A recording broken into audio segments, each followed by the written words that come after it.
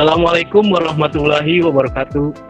Hai semuanya, perkenalkan nama saya Ridwan dengan VM 2010 6310 529.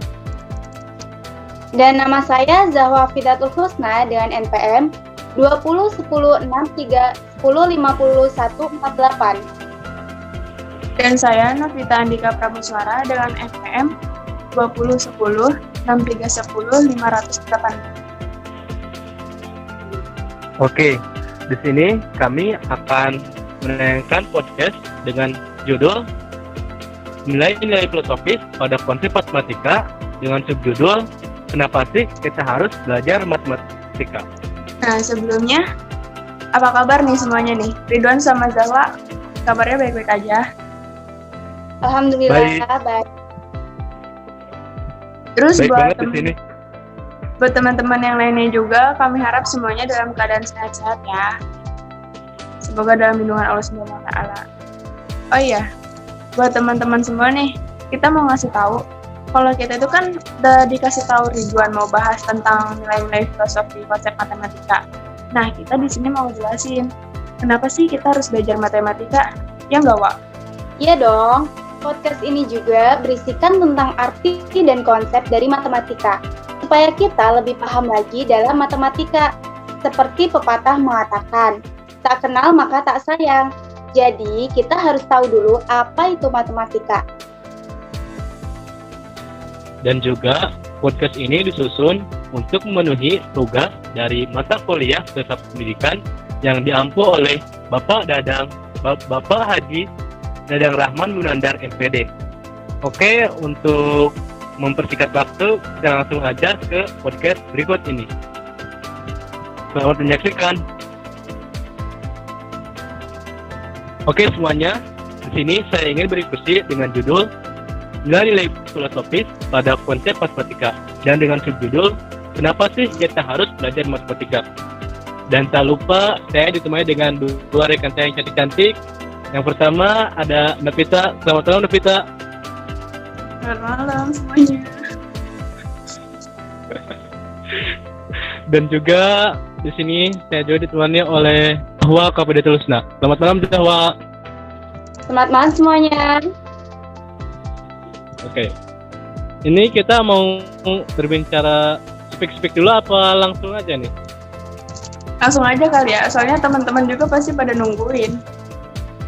Oke, mungkin teman-teman udah kepo banget sih kenapa sih apa arti dari matematika. Untuk yang pertama nih, apa sih pengertian dari filsafat sama matematika itu sendiri? Jadi, filsafat adalah kajian masalah mendasar dan umum tentang persoalan seperti eksistensi, pengetahuan, nilai, akal, pikiran, dan bahasa. Istilah ini kemungkinan pertama kali diungkapkan oleh Pythagoras. Terus pasti kita pengen tahu kan ya, apa sih matematika? Oke. Pada penasaran nggak apa ini maksud matematika? Pastinya dong. Penasaran sekali. Jelaskan kayak apa? Sebelumnya saya akan ngasih tahu ya, matematika itu apa sih? Jadi dari zaman dulu juga udah diketahui bahwa matematika itu adalah induk dari segala bidang. Jadi dalam perkembangannya matematika sama peradaban itu berbanding lurus. Matematika itu nggak bisa dipisahin dari teknologi apalagi sains. Nah, matematika juga bisa ngebantu kita buat mecahin masalah kehidupan loh. Masih pada penasaran kan? Nah, nanti akan kita bahas di podcast ini. Oke. Nah, tadi menurut Zahwa ya, filsafat itu ilmu pikir.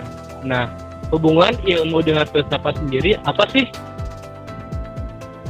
Jadi, hubungannya itu, filsafat dan ilmu adalah dua kata yang saling berkaitan, baik secara substansial maupun secara historis, karena kelahiran ilmu tidak lepas dari peranan filsafat.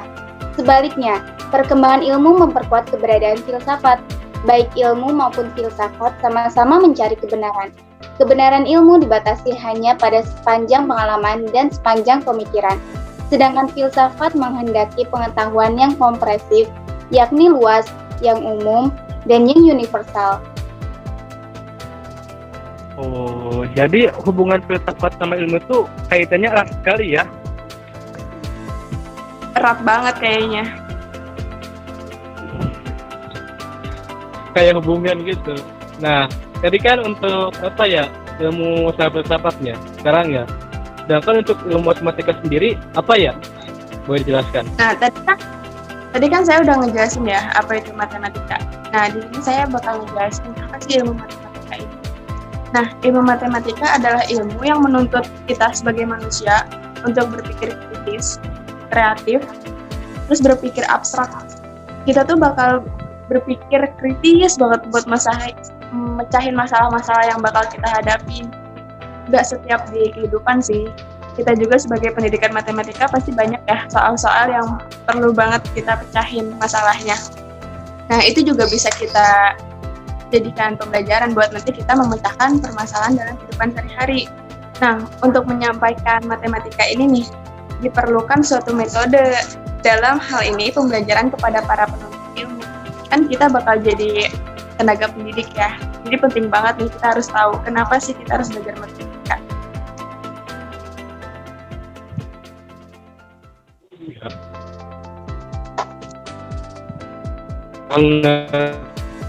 Soalnya apa ya, hal dalam matematika pasti sering merasakan bahwa dia sendiri mengalami gitu.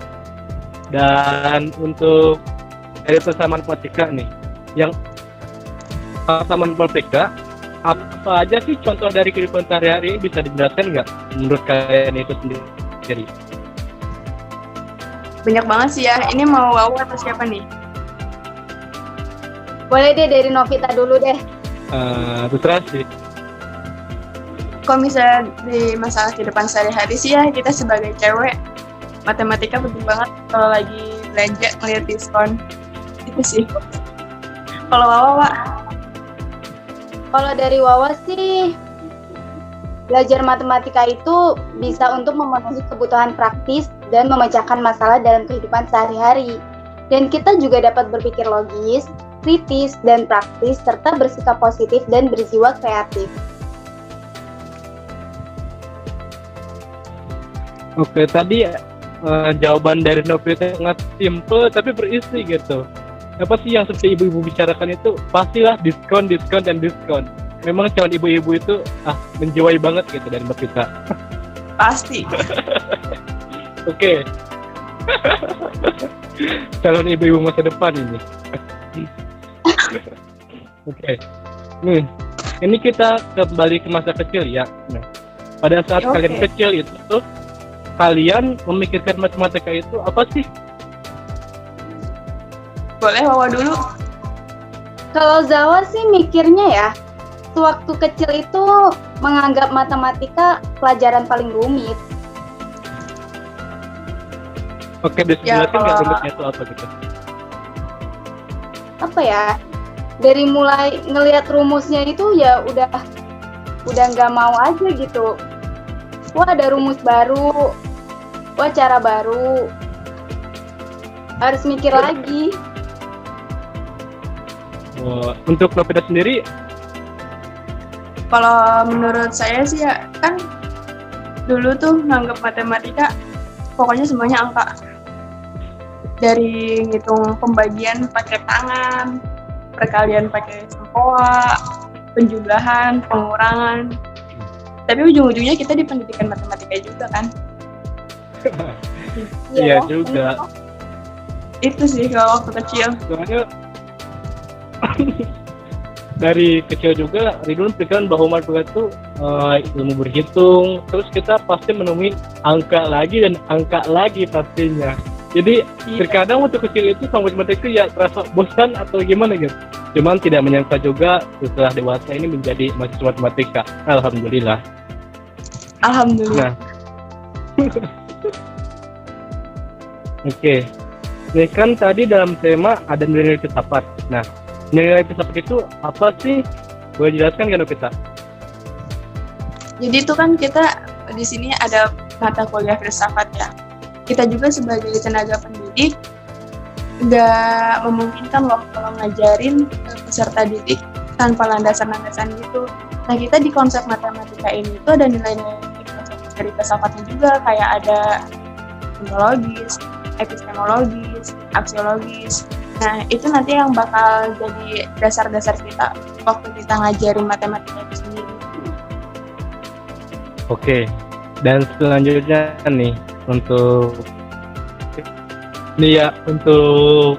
Zahwan nih, ada gak sih hubungan kira-kira antara hubungan matematika sama filsafat sendiri? Sudah pasti ada ya, karena ilmu matematika dan filsafat mempunyai keeratan hubungan dibandingkan keilmuan lainnya. Karena matematika dan filsafat sama-sama merupakan fondasi dari semua jenis keilmuan. Ada juga yang berpendapat bahwa matematika dan filsafat merupakan ibunya ilmu pengetahuan. Oh, jadi filsafat sama matematika itu bisa jadi awal cikal ilmu kali ya. Dan juga untuk tadi pas kita bilang itu ada ontologis, epistemologis, sama aksiologis nih. Nah, untuk ontologis sendiri itu apa sih artinya dan hubungan sama konsep etikanya? Nah, buat dari ontologisnya sendiri, kan ontologis itu bisa dapat dijadikan sebagai hakikat ya, ilmu. Jadi dalam nilai filosofis ontologis itu jadi pendekatan matematika tentang dasar-dasarnya matematika, kayak kesadaran manusia itu buat belajar matematika gitu loh. Jadi dalam kesadaran akan dirinya, maka orang memikirkan matematika itu adalah nyata dan ada dan harus kita pelajari. Itu sih kalau dari dasar ontologis. Oke, itu dari dasar ontologis. Nah, yang sekarang itu untuk epistemologis. Nah. Untuk epistemologis sendiri juga apa artinya dan hubungannya sama konsep juga apa? Jadi, pertanyaan epistemologis dapat diajukan. Misalnya, dapatkah kita mendefinisikan matematika? Mendefinisikan berarti mengungkapkan sesuatu dan ungkapan yang lain yang lebih dimengerti. Maka ketika kita berusaha mendefinisikan, kita akan menjumpai infinite ranges, yaitu penjelasan tiada akhir dari pengertian yang dimaksud. Tentulah hal ini tidak mungkin dilakukan. Oleh karena itu, pendekatan epistemologi perlu dikembangkan agar kita dapat mengetahui kedudukan matematika. Di dalam konteks keilmuan, eksistensi matematika tidak dapat dipahami kecuali dengan ide-ide. Maka, keberadaan matematika sebagai objek tergantung dari keberadaanku sebagai budi.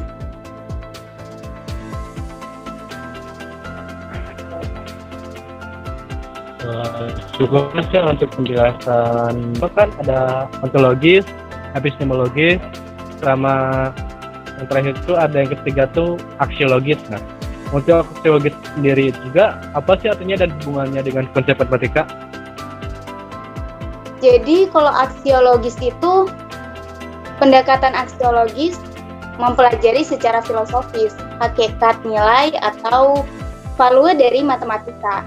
Menurut Hartman, nilai adalah fenomena atau konsep nilai sesuatu ditentukan oleh sejauh mana fenomena atau konsep itu sampai kepada makna atau arti. Menurutnya, nilai matematika paling sedikit memuat 4 dimensi. Matematika mempunyai nilai karena maknanya. Matematika mempunyai nilai karena keunikannya. Matematika mempunyai nilai karena tujuannya. Dan matematika mempunyai nilai karena fungsinya. Tiap-tiap dimensi nilai matematika tersebut selalu terkait dengan sifat nilai yang bersifat intrinsik, ekstrinsik, atau sistemik.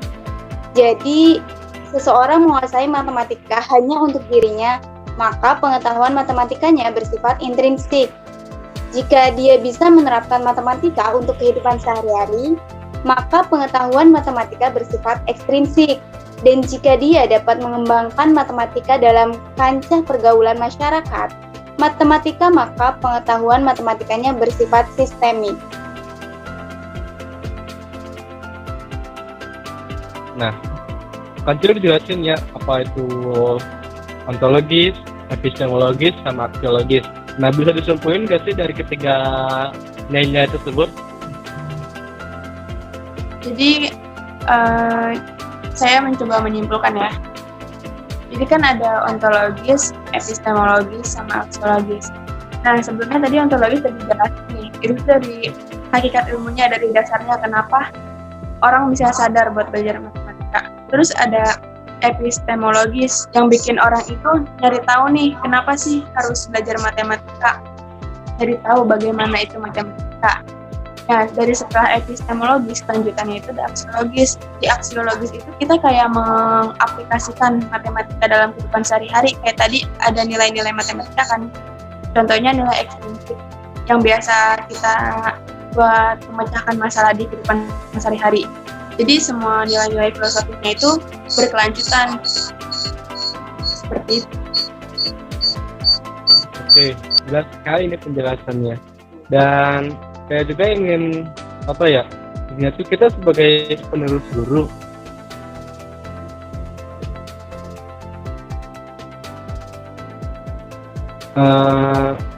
Langsung jelas ya.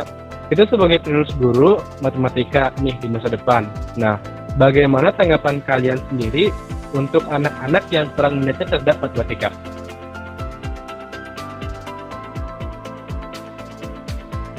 Kalau dari Zahwa ya, jadi sebagai guru kita harus selalu bersemangat ketika mengajar, karena itu salah satu cara untuk meningkatkan minat siswa-siswi.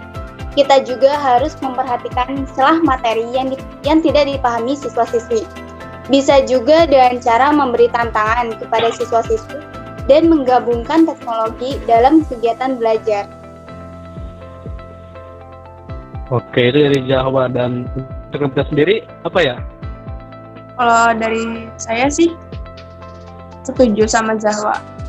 Tapi kayaknya kita lebih mendalami dari filsafat-filsafatnya juga ya. Jadi sebagai tenaga pendidik, ngajarin matematikanya dari dasar dulu. Jadi kita bisa ngebangun logika peserta didik buat memecahkan masalah kehidupannya, ya pakai matematika dulu. Oh iya, jadi kita sama tuh harus mengenali apa itu matematika terlebih dahulu, dan cara mengajarkan kita matematika juga harus lebih menarik supaya anak-anak juga minatnya lebih baik ya. Dan ini ada cara nih, apa sih untuk kalian sendiri itu ada cara unik gak buat menambah minat anak-anak terhadap matematika? Kalau dari Wawa, pandangan Wawa sih biasanya ya, anak-anak lebih suka bermain daripada belajar. Jadi kita harus bisa mencoba menerjemahkan soal matematika dalam bentuk permainan. Oh, unik sekali. Contohnya itu bisa jelaskan nggak waktu apa ya? Apa ya? Wah, apa ya? Coba Novita mungkin bisa menambahkan. Kalau dari saya sih, kan tadi kata Wawa dari permainan ya. Ya, Kita contohnya dari anak SD deh. Jadi pakai bayangan gitu loh. Kalau misalnya kita punya permasalahan, punya pulpen 1, terus minjem ke teman 1, kita dapat berapa? Ntar kan minat anak kan bakal berkembang ya. Kalau misalnya emang di tingkatan SMP, SMA, pasti emang itu harus kita belajar matematika. Jadi minatnya bisa dikembangin di SD sih. Kalau di SD kan masih banyak soal-soal matematika tentang kehidupan lainnya yang masih ringan-ringan. Nah, jadi kita harus lebih menarik lagi ya untuk pembelajaran matematika. Seperti yang kita ketahui bahwa kita juga pernah merasakan kecil bahwa matematika itu kurang sedikit sekali peminatnya terhadap anak-anak. Nah, jadi kita dalam pelajaran juga harus lebih menyenangkan dalam matematika. Nah, untuk terakhir nih, pesan-pesan dari kalian nih sebagai calon guru untuk anak-anak semuanya supaya harus belajar matematika apa sih? Wawa dulu mungkin. boleh. Jadi kalau dari Wawa, matematika itu sulit ya. Kebanyakan anak selalu malas untuk belajar matematika kan.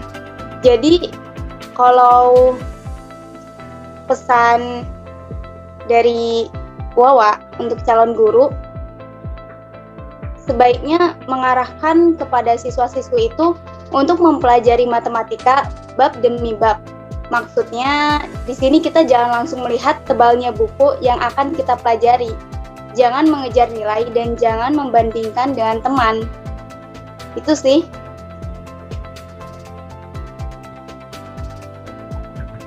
Untuk kita sendiri, Kalau menurut saya dari kita, kan tadi kalau dari Wawa buat gurunya, buat tenaga didiknya. Mungkin kalau saya buat peserta didiknya ya, buat murid-muridnya. Jadi jangan, pertama ubah dulu deh mindset kalau matematika itu susah. Kalau matematika itu gak bisa kita pelajari. Kita kan berkembang, jadi kita bisa belajar matematika. Kayak contohnya kita sekarang kan sampai di perguruan tinggi. Terus juga kita bisa belajar rumus-rumus matematika ya dari permasalahan hidup sehari-hari, nggak dari soal doang. Terus juga pas kita dapat jawaban, toh kita juga senang kan. Kita bisa diambil hikmah dari situ sih. Dapat jawaban kita senang, jadi bisa berusaha. iya. Kadang pada saat kita mencari jawaban itu saking susah-susahnya gitu. Pas ketemu itu saking senangnya tuh kayak wah lega banget kali ya. Apalagi kalau jawabannya benar ya. Tapi Benar. panjang banget nih rumusnya. Taunya hasilnya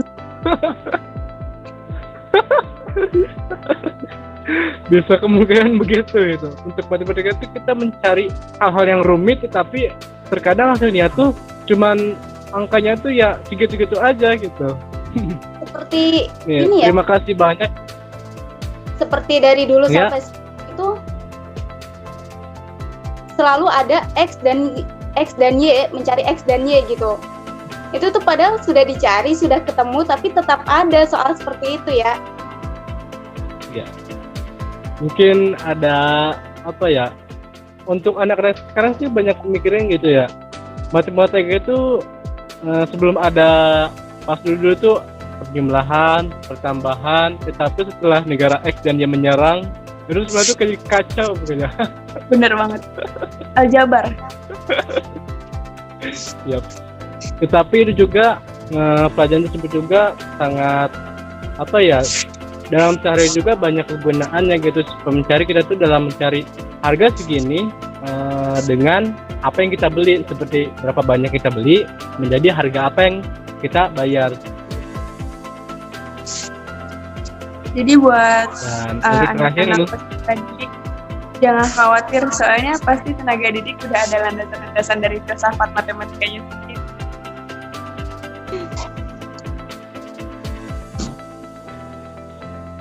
ya benar sekali ya. Jadi terima kasih banyak buat teman-teman nih yang telah dan luang.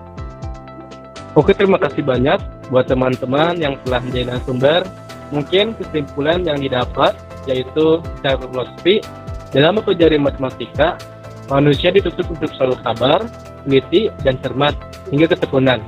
Dengan belajar matematika juga dapat dikatakan dengan ketekunan, tanggung jawab, dan kesabaran, maka permasalahan hidup dapat dipecahkan dengan kearifan manusia. Tuhan menciptakan ilmu untuk menjadikan manusia dapat mengatasi permasalahan hidup dengan baik dengan matematika. Dapat menghitung, dengan matematika dapat menghitung dengan baik. Dan matematika juga mengajarkan kita untuk seimbang dalam kehidupan.